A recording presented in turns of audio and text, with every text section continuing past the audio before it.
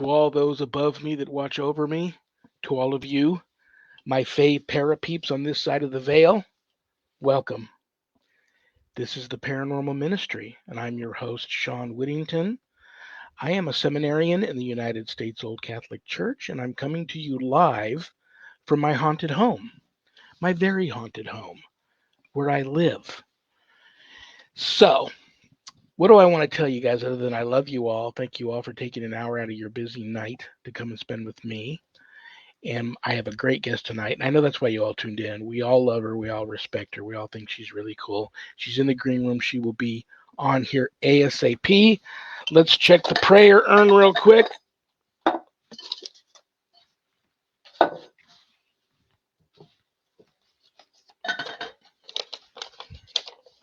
Holly H. from California. We recently had a friend of the family commit suicide in our home. Oh, wow, Holly. I'm so sorry to hear that. God bless you. Can you offer up a prayer for him so his soul doesn't remain in our house? His name was Tommy. Absolutely. Well, that's that's that's rough. I'm so sorry. Let me find a good one for you here.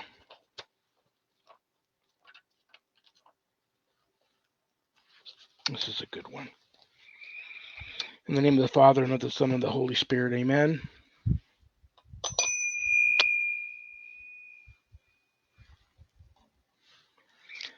Heavenly Father, I believe that in your wisdom and justice, you willed to purify all persons who die without having attained the state that they need for all eternity.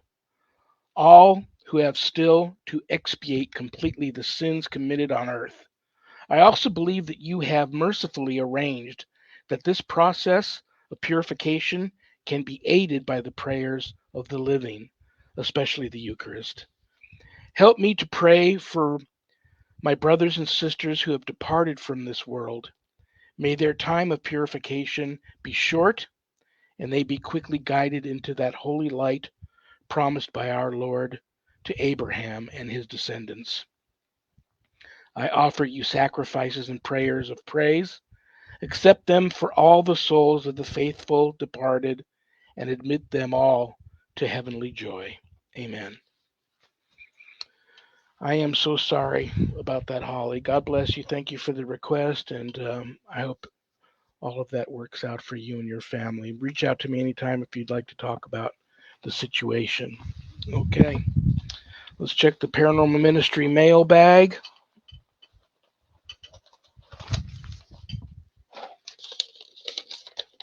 Brian K. from Florida. Do you believe mirrors are or are not portals? Great question. And I think I'm going to leave this question out here on the keyboard to talk to my guest about that. That's a wonderful question right up her alley. But real quick, for what it's worth, in my humble opinion, who knows? There's no experts. Nobody has all the answers, especially me. Having said that, though, I have a time or two in my life celebrated or went to wakes at homes where somebody might have died in that home, and the people had sheets over the mirrors because it's whatever their family ancestry and traditions were, they did that. And I believe that's all about capturing the souls, so they don't stay in the home, that they're able to move on. I have many times gone on investigations where there was an allegedly a malevolent presence, and I've caught a lot of extremely odd things in pictures taken of mirrors where I wouldn't get those anomalies anywhere else, but I would catch them in the mirrors. Um, Very, very interesting, but that's going to be a great question. So I guess I don't know if they're portals or not. Would I be surprised to find out that they were? Absolutely not. But I can't say definitively if they are portals. But I'm going to ask my guest that when she comes out. Guys, if there's anything you want to know about my wife and I and our ministry work, go to our website, www.ghost-b-gone.biz. And if you go there to visit, remember, my wife and I don't charge for our ministry work helping people with their paranormal issues. So I know times are tough, but if you go there to visit and you notice the donate button and you're able to do so, click on it and send in a small donation. I promise you it'll be appreciated from the bottom of our hearts. And trust me, we'll put it to good use. But don't leave the website without going over to the page called the WSE course/book. On that page, you'll find, scroll down a little bit, you'll find my new haunted autobiography, God, Ghosts, and the Paranormal Ministry. And I quote, scariest book I ever published. That was Annette Munich, owner of Stellium Books, my publisher. But don't let that scare you off of purchasing a copy. If you haven't done your good deed for the day yet, part of the proceeds of every sale of every copy of my book goes to support stjude.org, St. Jude's Children's Research Hospital, Nevada, and the ASPCA. So you get to help some of the most neediest children on the planet and the animals too. How cool is that? And this is a great time to get the first book because next month, right around the corner, November, God, Ghosts, and the Paranormal Ministry 2, Chronicles of an American Exorcist, comes out.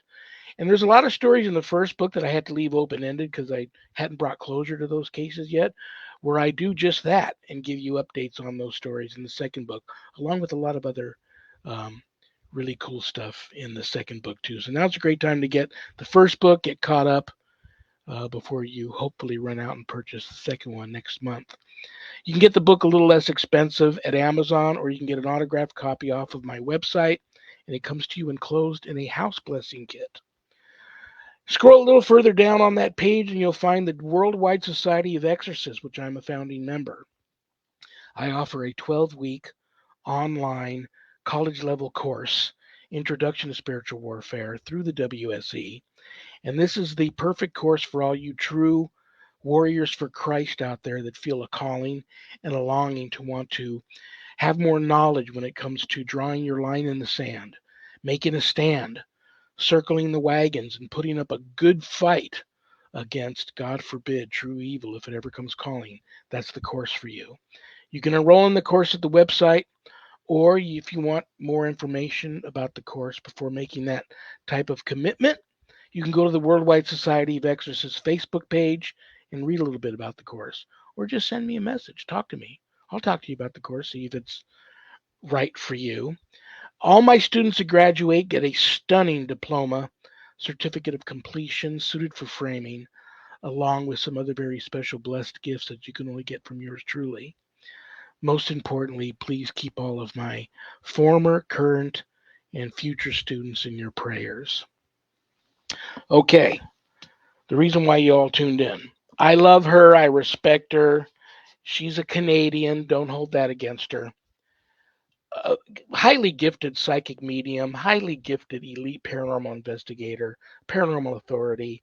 You know, many of you will know her from um, My Paranormal Nightmare and Paranormal Survivor. Um, she's got a very popular paranormal podcast with Richard Rulin, which is I understand is temporarily on hiatus, but it's coming back. So we'll talk to her about that. Brothers and sisters, without further ado, please welcome to the show the one and only Katie Turner. Hello, how are you? Is Canada still there? Canada is still here, and it's still very warm here. It's starting to cool off, but we're still here. We're not frozen yet. Well, you look very pretty tonight, and thank you so Oh, much thank for coming and spending an hour with me. Okay, let's just jump right into it. yeah. I mentioned animals. We talked a little bit about animals in the green room before we went live, and I'll tell you why I'm bringing this up now. Your mother's highly involved in the animal care industry all of her life. I still am. I'm going to call you a You're going to probably say no, but I'm going to call you a professional equestrian. I thought about you the other night. Have you seen Okay. the new show, My Possessed Pet? I have not seen that yet. So I've heard about it. I've heard about it, but I have not seen it as of yet. Well, I thought about you in the first. I liked it.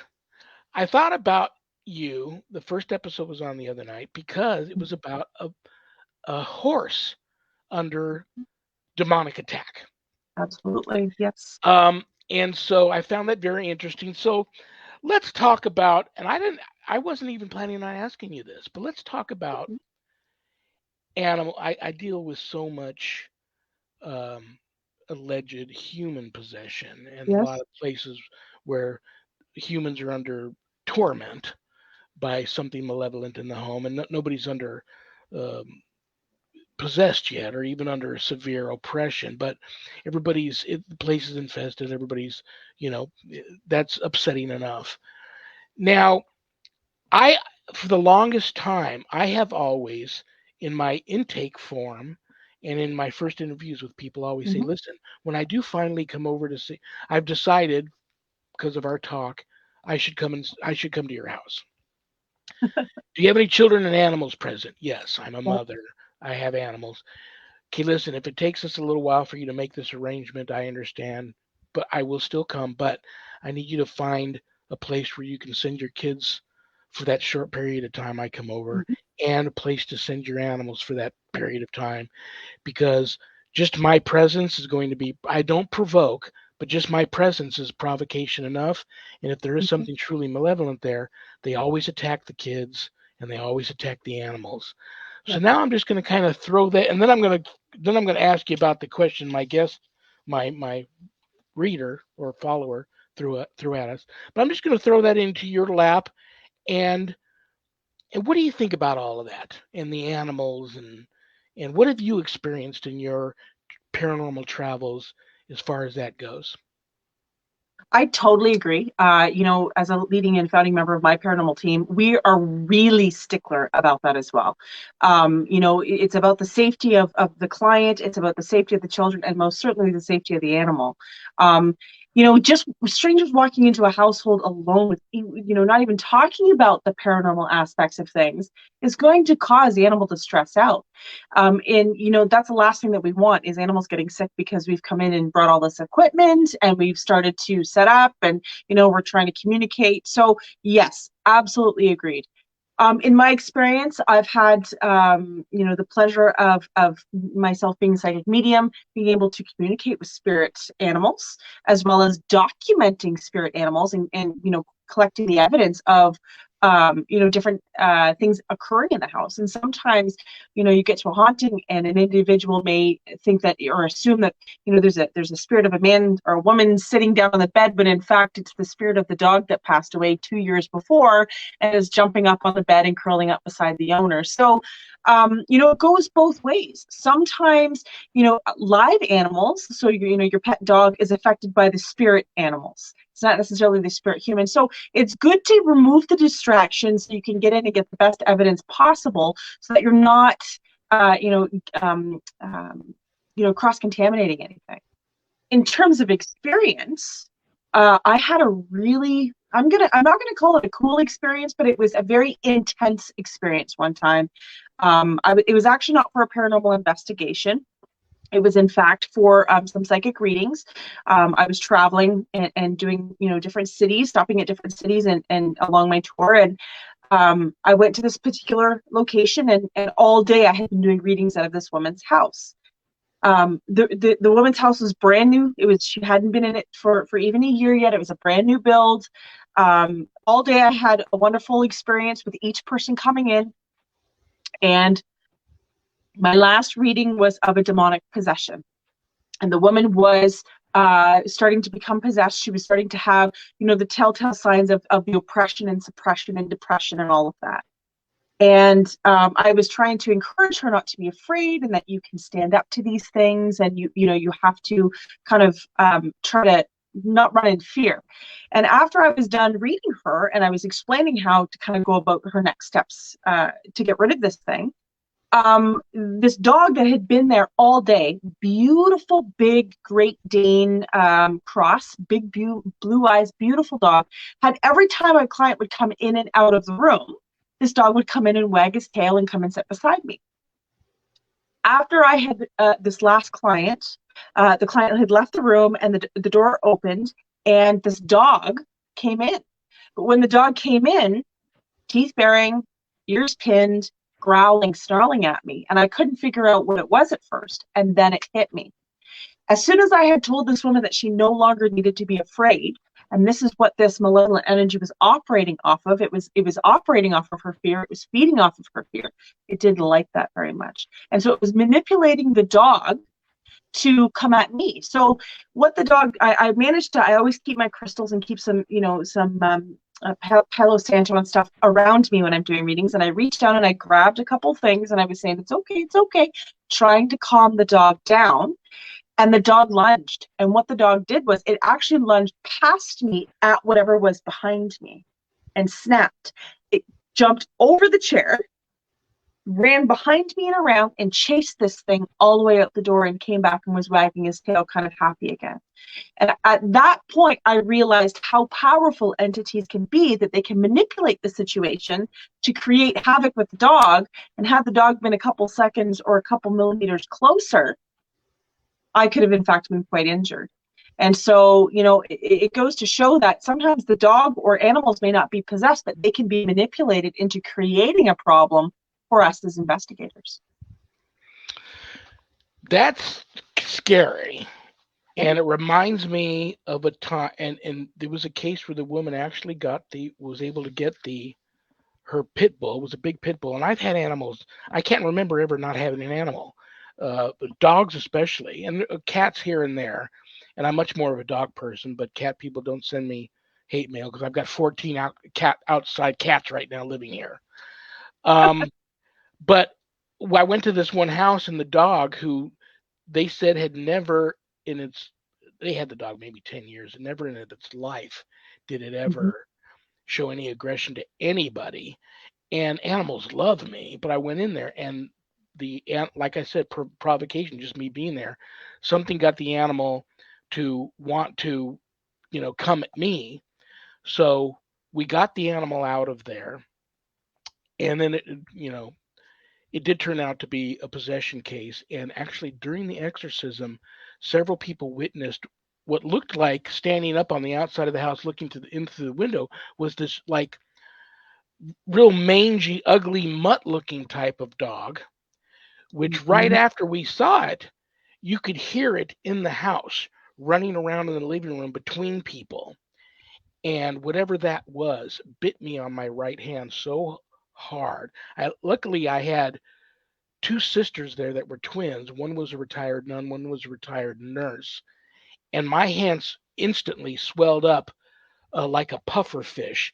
And one of them put a pressure bandage on my hand right away.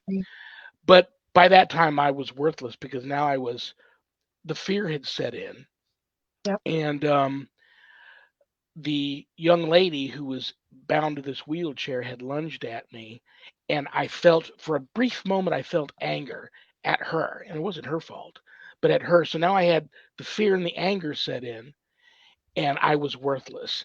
And I knew that I needed to break away from there and regroup, and or whatever was there was going to keep using those feelings that I was having against me, and taking that energy to continue performing its parlor tricks and doing whatever it was supposed to do. So it's very animals. They're just an incredible to watch how much they get targeted and come under attack when they're present in these situations. But again, you brought up another topic which I didn't plan on asking you about. I know you're a gifted psychic medium. What do you find if there is much difference, and if there is, what is that in reading animals and reading people, and how do you do that? So, it's really interesting. In life, animals are loyal. They're not judgmental. They don't care if you're tall, fat, thin, slow, fast. They don't care what color you're. They have pure love. Okay, and so when reading animals alive, when picking up pains or illnesses, they're very open to allowing me to read them, so I can get into them relatively quickly. Whereas with humans, a lot of times we have this kind of wall up of emotional distress or insecurity that we don't allow a person in. So in a living scale, I find it much easier to read an animal than a person. in terms of spirituality, when walking into a location and picking up on spirit animals, again, it's that loyalty, it's that openness. It's the, they're not afraid of being seen. Whereas in a spiritual sense with a human, sometimes I walk into a location and, for example, having certain pieces of equipment, if somebody had passed away before electronics was a thing, I've been in certain investigations where I've been called a witch, or I've been called, somebody working for the devil, because they assume the equipment in my hands, even though I may explain it to them, they may still be ignorant to the fact that what it actually is. So it's that even in life as in death, they hold that as an insecurity and put a wall up. So it's that loyalty and non-judgmental kind of platform that the animals operate at, that it's easy for me to read. In your case, I would call something like that, that spirit dog, that I would be leaning towards some sort of a hellhound that was kind of sent as a messenger to be causing havoc.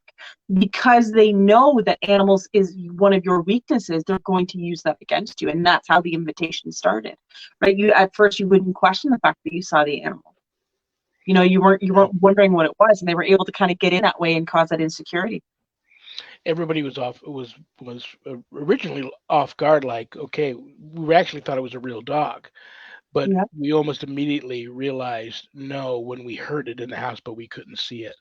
So that was intense. So I have learned since that case how to you know how to suppress those Yeah. feelings. But yeah, you got to be really careful. Horses. Yes, sir. Um, I think horses are so cool. I wish I had. I can't have one here. I always wanted a horse my whole life. Never got one. And tell me what that's about. How your equestrian life, if it connects or marries or communicates at all with your paranormal life. Absolutely. So, first of all animals have this spiritual connection, right? It's a language that the two of you will speak back and forth. But horses have an unbelievable sixth sense. They're able to, kind of know what you're feeling and know your fears. They feed off of fears and happiness. I've done a lot of therapeutic riding, whether it be developmentally delayed challenge, physical challenge, post-traumatic stress. In my professional side of things, I used to do a lot of that through counseling. And to witness the horses work with people who are living on that level is just spectacular, because a horse can be rambunctious and spooky, and then somebody such as that gets on and the horse is completely calm, and it just goes to show how wonderfully the horse can read that person's energy. Going into that language as of that kind of, I call it a dance between understanding what the communication between human and horse. You're able to kind of dance together and get and say different cues, and the horse acknowledges and understands what you're asking. And there has to be some sort of telepathy to be able to do that, because there's no way that they know how to speak English the way that we do, or speak the language that we speak. So it has absolutely married the situation.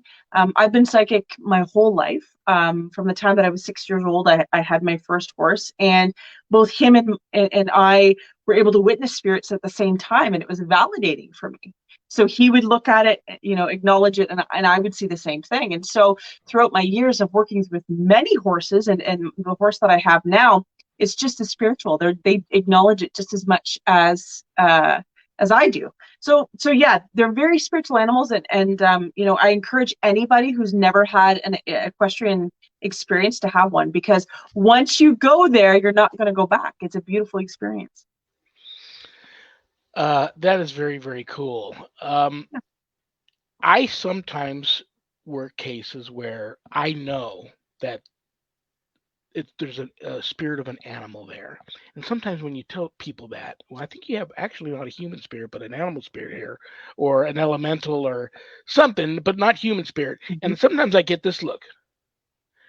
Well, So I tell everybody out there that, well, I don't know. I haven't asked you yet. Do you believe in animal spirits?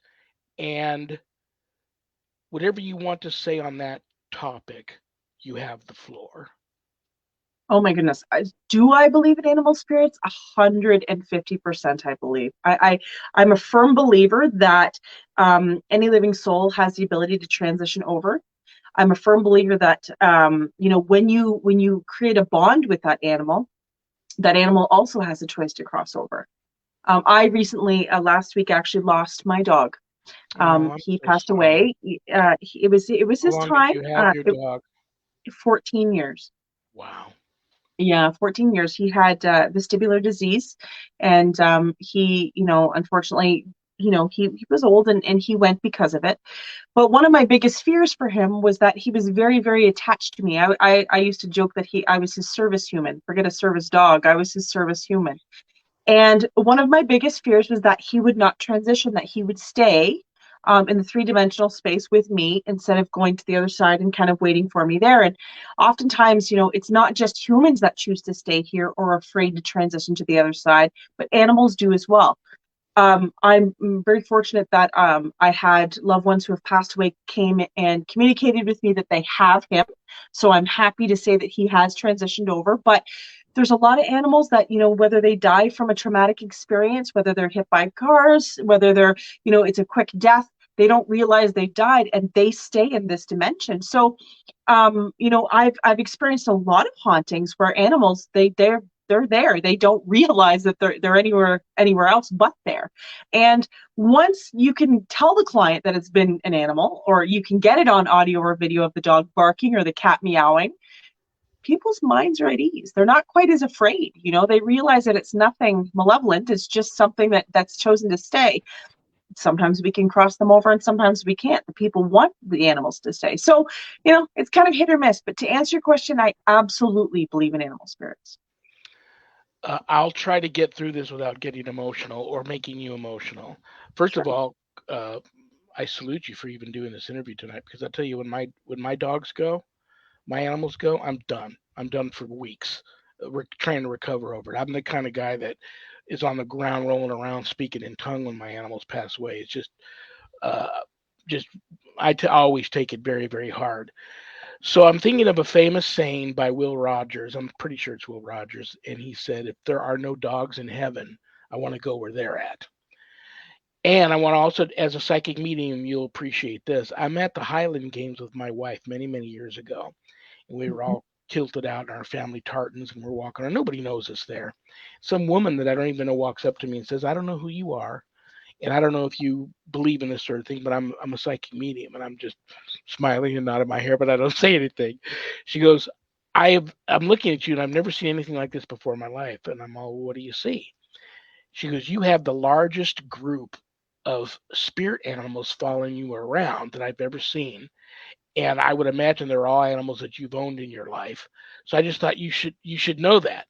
And even right then, without the lady knowing who I am, I almost lost it then. But for whatever why I told you those two brief little things, I don't know. But and if you don't want to talk about this, we don't have to. But so many people reach out to me that are just devastated over it. We lose family members, close friends, and we're devastated. But there's something about the loss of an animal, and I've asked other gifted psychic mediums like you that have been on my show how people can cope with that because it can be really debilitating. How are you doing? And how do you cope? And how do you tell other people to cope with that type of loss? So, I wasn't going to talk about it, but I will because we're talking about death and family. I actually If lost you my don't want to, grandmother. we don't have That's to. okay. No, Okay. that's okay. I actually lost my grandmother not a week before I lost my dog. So it's been a rough little while. Um, Myself having my grandmother, she was elderly and it was her time as well. But myself, because of what I do and because of the way I process death and understand death, I actually was okay with it. It was very, very hard the first couple days, not knowing whether both my grandmother and my dog had transitioned, but receiving signals, receiving messages and dreams from my loved ones who passed away that were able to tell me that they in fact have the animals. I sleep well at night. So do I miss my animals? Absolutely. But do I know that they're well cared for? Yes. Do I know that my grandmother's in transition? Yes, I do. And so that has put my mind at ease. I think when people, unfortunately, I've never known what it's like not to be psychic. So for me, I live a very different experience than other people. And the way that I explain it to people who are not conscious of that, they want to know, they just feel the as if the animal is gone. They feel that emptiness. And I try to explain to them that the dog is, or the pet, whatever it is, the loved one is. I explain how the death occurs. I explain what happens. I explain the timeline in this dimension of how it kind of shifts over, and that you may or may not be getting a sign soon. And I try to explain the biggest thing that I try to explain to people is that when you are emotionally distraught, you put a wall up that you're unable to communicate with that loved one, whether it be animal or human. And the I don't want to say the faster, but the easier that you can start to comprehend it, metabolize it, and understand the death, the easier it is for the animal or person to come back and give you a sign. So I've had people, 6 months later, they just can't get out of bed. They're having issues. I have not heard from my husband. Why hasn't he contacted me? I'm begging for him to contact me. The first thing I asked them was, have you been able to get out of bed? How are you doing emotionally as an individual? And when they tell me, Katie, I can't do it. I can't even go to work. I can't do this. I can't do that. That's when I tell them it's you that's holding them back. It's not them holding it back from you. And the faster that you can kind of get back on that horse, work through these problems, understand these problems, is the fastest way you're going to be able to hear from them. And it works every single time. So, for me, again, having that different perspective of things, I've learned to be strong and understand that it takes time, and I just have to have a little patience. And once I'm able to get that, that's when I get my communication. And they all come in different ways. It's like sometimes Absolutely. people are expecting, visitation, and I don't conjure, but they expect visitation to be one way. It's like my mother, may she rest in peace. Um, when she visits, I can hear and feel her. She plays with my Right. hair, and I'll actually hear her. My dad's always in dreams. It's like I remember we were getting ready for his funeral, and that was a couple of days away, and he'd already been passed away for a couple of days. And for several nights in a row, I had this dream where it sounded like somebody shot a gun right in my ear. And it was so loud, it would launch me out of bed. But there's my dog sound asleep. There's my wife sound asleep. Nobody's alarmed by this. Like, did anybody hear that? I mean, I'm shaking because it's so loud. My ears ringing. Go back to bed. That happened a couple, three times. Then we go to the funeral, and I'm sitting there. They do the 21. He was retired from the service, 25-year plus Master Chief radioman, and from the United States Navy. So they were giving him the 21 gun salute, and I remembered that was what I was hearing before it even happened. Why he chose to communicate with me by letting me hear the 21 gun salute, I guess, in hindsight, I would think of it all and him and go, huh? When I'm hearing and watching the 21 gun salute at the funeral. But that's just, uh, you're, it's interesting. I hadn't heard anybody put it in that terms before. As long as you are uh, allowing yourself to be so emotionally distraught over it, and sometimes it's hard, and you gotta go through the grieving process. But as long as you hold on to that, you're right. There's a bit of a wall up, Mhm. and once you release that, yeah, very, very It's interesting. it's I've never seen. it is interesting. There's people out there. I've had people come to me, and there's been accidents on roadsides, and there's been certain occasions where they put up grave markers, they put up death markers, they put flowers, they mow the lawn, which is beautiful. I never discourage that, but I often tell people that when you hold that, and I use Elvis as an example. Okay, Elvis was so widely known and well loved. People still believe that he's alive today.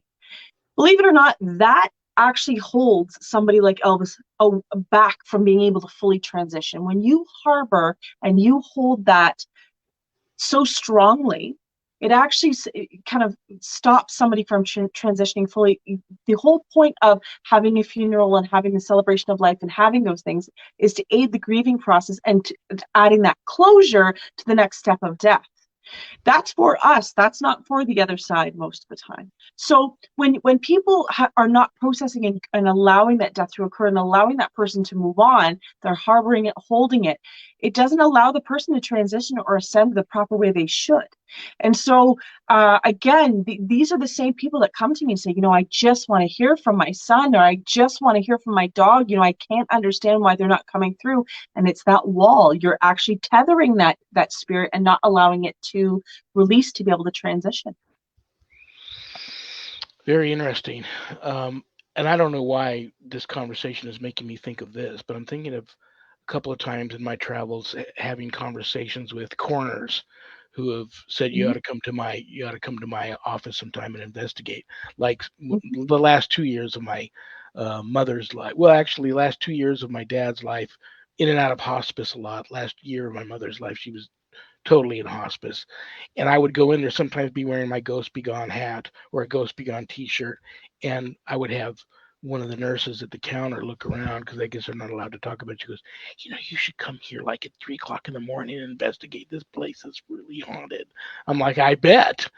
Mm-hmm. But I'm thinking of crime scene and death scene photographers. A lot of Mm-hmm. people don't think about them, and I've had several of them that do that for a living talk about how a lot of attachments follow them home from these places where people have died in a car wreck and they're there taking the photos, or they're taking the photos at a crime scene. Um, do you get much of that, or have you heard many stories about that?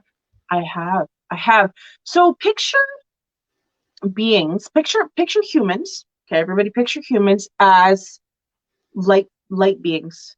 Picture us as all like with we're flashlights in a dark room, and that's all you see is a flashlight. When you transition very quickly, the dimensional shift from one side to the other is dark. So we imagine it like a tunnel. Okay, a lot of times people say they see the tunnel of light or the end, the tunnel where the light is at the end. Really, what that is shifting from one dimension to the other. Now, picture a room with a bunch of lighters in it or a bunch of candles, and picture those as humans. When we transition, and we transition very quickly when it's a tragic loss, a fast accident, or a murder, or something unsuspecting you didn't see coming as the victim, and all of a sudden you've had that transition and now you're in a dark room and you see a lot of light. What are you going to do? You're going to want to be attracted to that light, to a moth, to a flame. And oftentimes that's why the attachment happens, is because they're looking for their way home. They're looking through the dimension to try and get to something familiar. They're not necessarily seeing the spirit or the person as the individual face. They're seeing it as a light source or an energy source. Okay. So that's why a lot of times when that happens really quickly, they're the first ones on scene, is because that's the light source they see, and so they're going to kind of attach to that.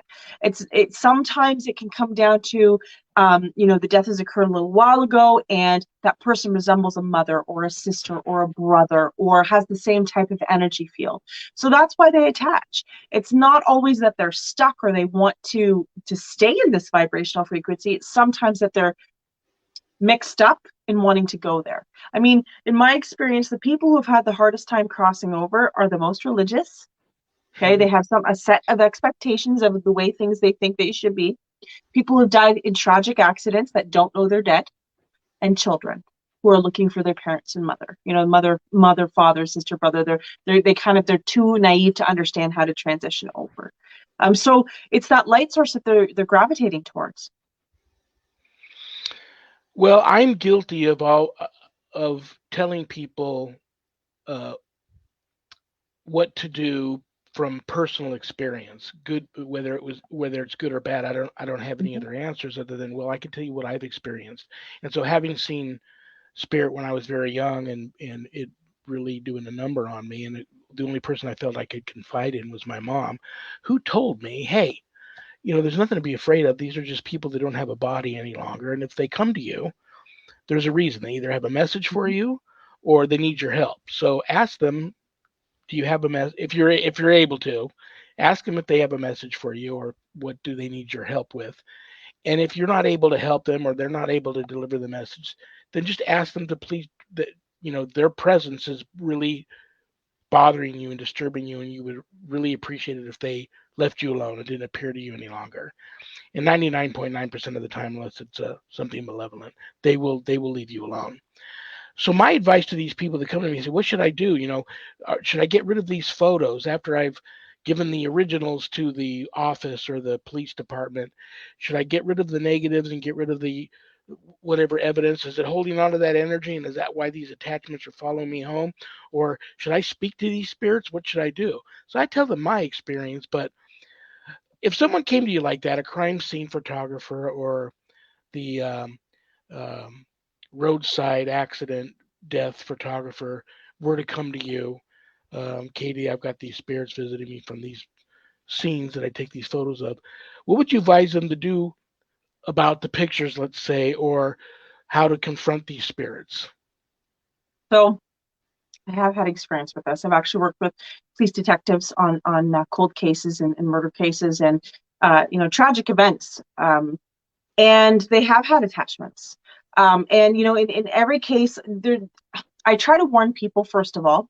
I think what you're saying, Shawn, was wonderful in the sense that can I help you with something? If there's nothing you need help with, then please move on. But there's one little catch to this that I've found in my experience. When you ask something if it needs your help, or you're inviting it in, and that's how malevolent energy can come in. So I often, instead of kind of having a dialogue, Richard and I talk oftentimes about a monologue where, look, if you're not of the light, if you're not of the higher power of God, Allah, whatever you want to believe in, you're not welcome here. If you're of the light of God, if you're of the light, then you're welcome to be in my space. But when you kind of say that, that stipulates, and anything that has a lower vibration or is dark can't cross that. That's where faith is so wonderful, is that's that line in the sand that it can't cross. So you're crossing your T's, you're dotting your I's. It's at that point that if you choose to help these individuals, that you can kind of take the steps necessary as to what messages you have to move on. And like you said, 99% of the time they just have messages or love they want to send to people. When detectives or any of those types of people come in contact and they're having issues, the first thing I ask is, why did that affect you? What was it about that case that affected you? So, I had a situation where it was of a child that unfortunately it was a bad case. The child was dead. This gentleman had come to me and said, this child's followed me home. I think I'm having a hard time with it. And I said, well, what is the correlation between you and the child? Did you know the child? Is there any personal effects that would cause you to have an attachment to the child, not the child attached to you? And almost every single time in this specific case, he said, well, she reminded me of my daughter. I had a hard time sleeping that night. Aha. That's the correlation that kind of attaches. So it's almost, think of it like a tetherment or a cord of that energy, and you're almost soldering wires together of energy, and that's the attachment. If there isn't, if certain people have come to me and said, well, I don't know why they attached to me, they just did. The paraphernalia, all of that stuff, I don't necessarily say get rid of it, but what I do is I take you through a tether cutting process and a cleansing process to move these entities on. I've often told people to go back to crime scenes. I've asked them to go back to, there's something they're forgetting, they're missing, there's something they're not, getting out of what they should be at that location. And sometimes it comes down to, once you go back to that site where you're kind of physically going back to it, that's where they can open the portal to transition and cross over. So it really comes down to location. Again, the pictures and all of that stuff, that's cleansing principles that you can do to kind of lower that attachment. But really it comes down to the person's energy rather than the physical thing that you're holding that has the attachment. I wish I lived in closer to you so we could work some cases together. Maybe it'll happen one day. You never know. Yeah, maybe. Um, I bet her. So my friend Brian K from Florida doesn't get upset with me. I said he didn't expect that I was going to do this, but I thought this was a great question for you because that's a big thing right now. Mirrors, are they a portal? Are they not a portal? I catch some weird things and I don't. It's not intentional. I might just be taking some photos in a location, happen to catch the mirror in the photo, and then there's just some odd things in the mirror. But Mm-hmm. they're so popular right now. So many paranormal investigators are using mirrors in different forms of scrying and things of that nature. How do you feel about mirrors? I think mirrors can be okay. So I have had a lot of experience with mirrors being portals. I've had a lot of experience with mirrors being, sometimes doors in, doors out. In other words, it's a one-way door. I've had some experiences where mirrors are simply just mirrors. The anomaly in the picture is really something paranoia that is not. It's nothing. It's a matrixing effect. It's really something that you're creating through a shadow, through the lens of the camera. So it goes both ways. I've had to shut a lot of portals down. I've had to shut a lot of things down. I'm a firm believer in feng shui, so I believe that you shouldn't wake up to a mirror. I believe that there's certain things that you should do with mirrors. But I'm the first one that if I was to buy a mirror at a consignment store, an antique store, that I'd be cleansing everything that I had because you don't know what kind of residual energy is on it. But I've been blessed to actually witness things coming in and out of mirrors and seeing it happen. So to answer your question, yes, I do believe it can be a portal for sure. There's a little trick that you can do with your finger. If you go up to a mirror, you can touch, if there's a space between the mirror and your finger, the reflection, a lot of times that will kind of whether or not it's intimate, whether it's a portal or not. And it goes back to the silver and the lead on the back of the mirror, that the antique mirrors, that's why a lot of people will receive spirit images through those mirrors, is because it's a conductivity through that. It's what's actually backing the mirror that helps it to be that kind of portal effect. I did not know that. Wow. Yeah, I didn't think I knew everything, but I didn't know that. I think everybody knows that's everything. We're all learning, that's right? We're all very cool. learning. So, yeah. I'm thinking of. I mean, I'm going back years and years and years ago, but when I was in the Navy, I was stationed on Yeah. the West Coast, and one of my sailor buddies was from Florida. He was stationed there too, but on one, we happened to get leave together. Mhm. At the same time, and we decided to fly back to his home in Florida so he could drive his car back out, and so he had transportation on the West Coast. Mhm. And we drove back through many uh, areas deep in the South, Right. and I would see these people with mirrors on the outside of their front doors facing out. And I Mhm. just thought that was the craziest thing until I started doing my research and find out all the different reasons why people would in that area would put mirrors on the outsides of their doors facing out. Of course, you saw the ghost trees. I already knew what the ghost trees were and all these bottles hanging off these trees. But do you have any weird areas in Canada? I know there's a lot of indigenous up there and Mhm. Bigfoot, but do you have any areas where people do that type of thing? Um, were there, you mean kind of like where if they're hanging bottles from trees and stuff like that? And Oh mirrors on yes. the outsides of their doors and Yes, stuff? yes, I mean, we have our fair share of people who do those things. I don't think I honestly don't know of a specific location of that happening, but we've had a lot of people experience different experiments using those things, using mirrors and portals of communications and scrying and stuff like that. But there's not. I mean, I'm not aware of a specific spot. I mean, Canada's pretty vast, but where I'm Yeah. located, I don't know of any place that you would go just to have the mirrors hanging out this outside. You do see certain things. You do on a full moon. I'll drive by certain houses and I'll see the moon water out, and they're making their holy water. They're making their moon water. So you know where the witches live. But when it comes to mirrors, it's kind of hit or miss. Um, yeah, it's just I just thought, there has to be other areas of the Of course, country where yeah, people just aren't weird in the Bible Belt. right. But yeah, No, it's that all was over. quite that was quite an experience. Before we run out of time, I got about 5-10 minutes before I have to kick you out of here. Sure. Let's talk about Richard and you. I miss Richard. Yeah, Haven't talked to him in a while. I started stalking the two of you because I was thinking about trying to get both of you on here and do a paranormal ministry version of Let's Talk About It. absolutely. And I had some of your fans and followers send me messages. What happened to the show? We understand it might be coming back. And I would still like to have both you and Richard on. But what's the latest update you can tell your fans and followers about the show that you do with Richard, when it's coming back, and all that sort of good stuff? Right on. So let's talk about it. Is a very informative, interactive paranormal podcast with myself, with Richard Ruland and myself.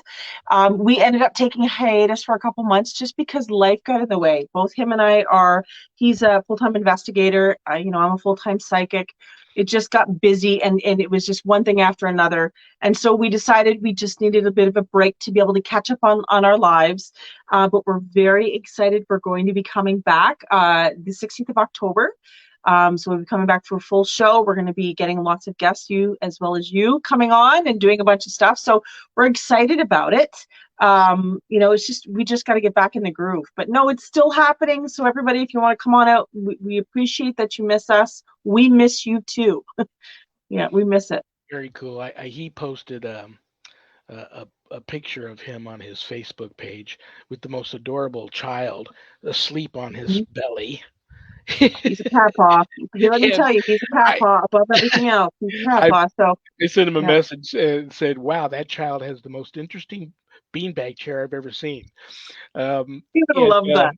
So yeah, it'll happen. It'll happen. But I'm glad the show's coming back because you got have a great following with the show and everybody that Yeah. you know. We miss everybody so much. We were talking about that the other day, how much we miss our people, and it's like a family. Yeah, It's such a well respected across. If we don't know an answer, we'll try and find it for you, and we want people to feel welcome and not judged. We do not judge. We want you to feel like you can come in like a family and ask anything that you want to ask, and if we can help you with it, we will. how when it does come back, what nights are you thinking? Nights and times, and where people can see it. Yeah. So we're gonna go same time, same place. So it's gonna be Sunday nights at 8 p.m. Standard Eastern Very Time to cool. 9:30.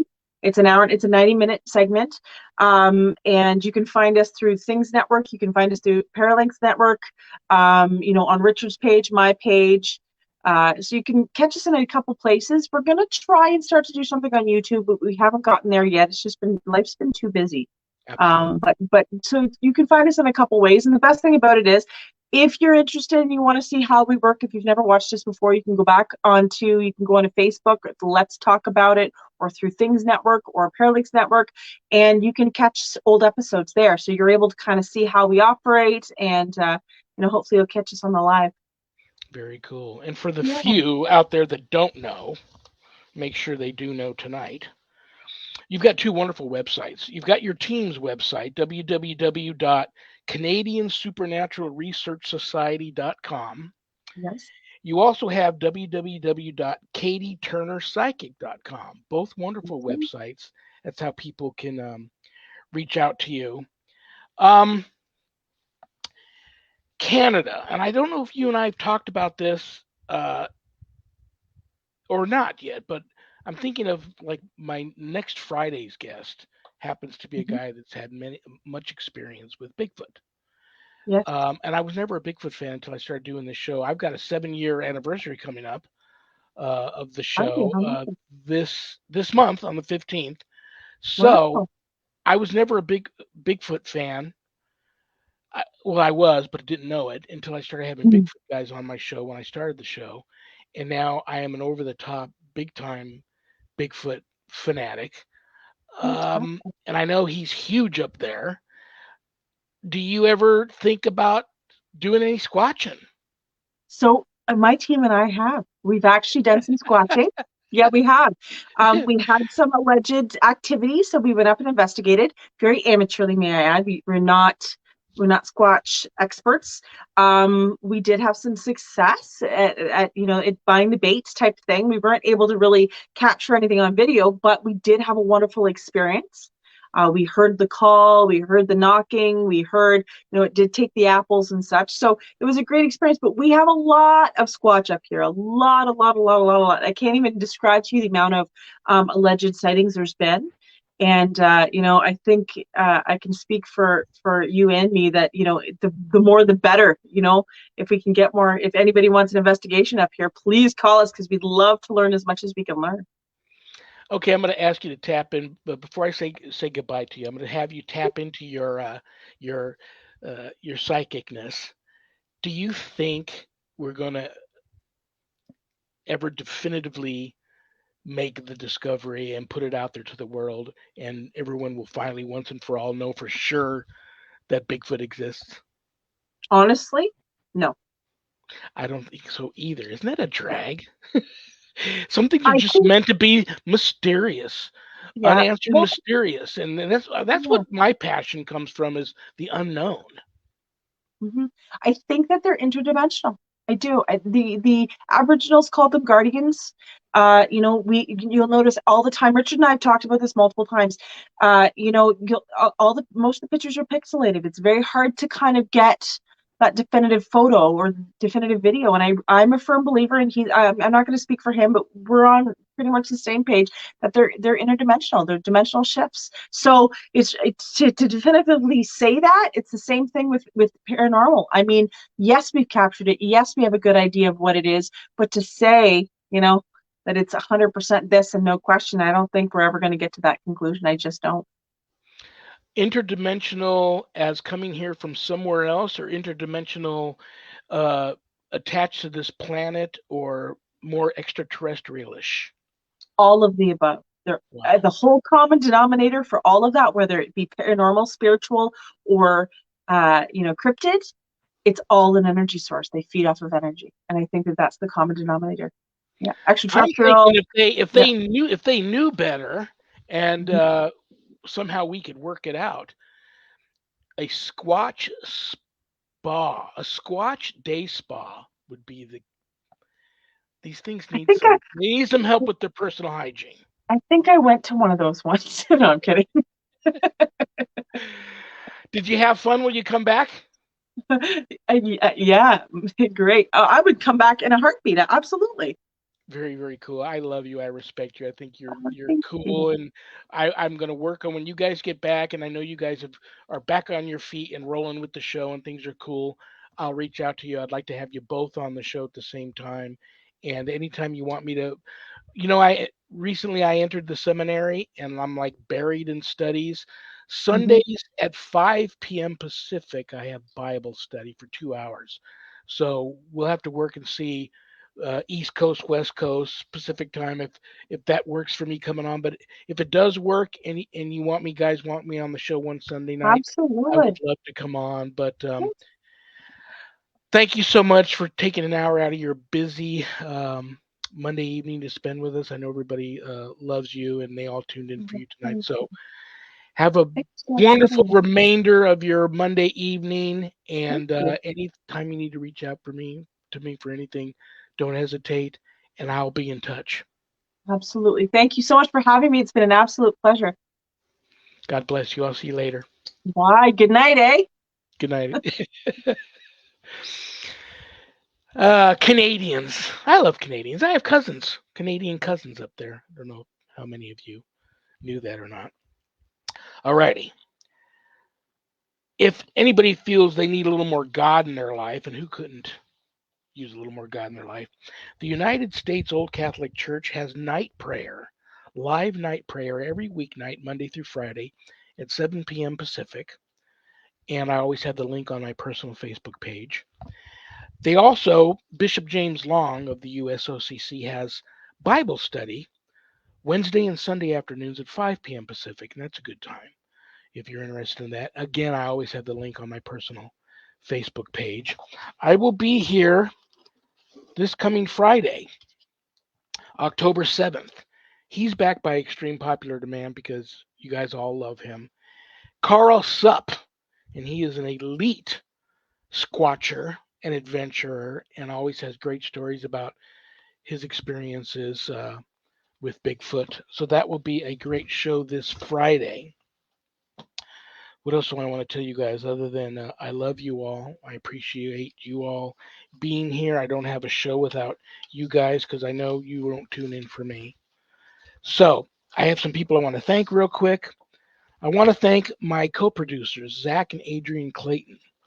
I also want to tell you guys to please go and check out communitypayitforward.us. communitypayitforward.us. Check into sending some donations for the hurricane relief to the people in Florida that could really use it. Thank you to Things Network. Thank you to Temple of Phoenix Rising Entertainment. Thank you to Skeleton Key Network. Thank you to PACT, little p, capital ACT, Podcasting for All Coming Together channel, for all of these networks simulcasting my show. Thank you and God bless you for that. And now it's bad joke time. It's my poor attempt to put a smile on everybody's face before I say bye bye. And these are jokes that I pull out of this hat that you all sent in.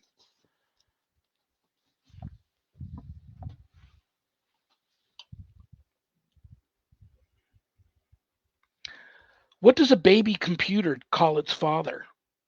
Data. Good night, Danny. Good night, Jack. Good night, Dog. Good night, Harold. Rest in peace. Good night, Ernie. Good night, Bill. Good night, Dan. God bless each and every one of you. You're all on the prayer list. I love you all. Peace.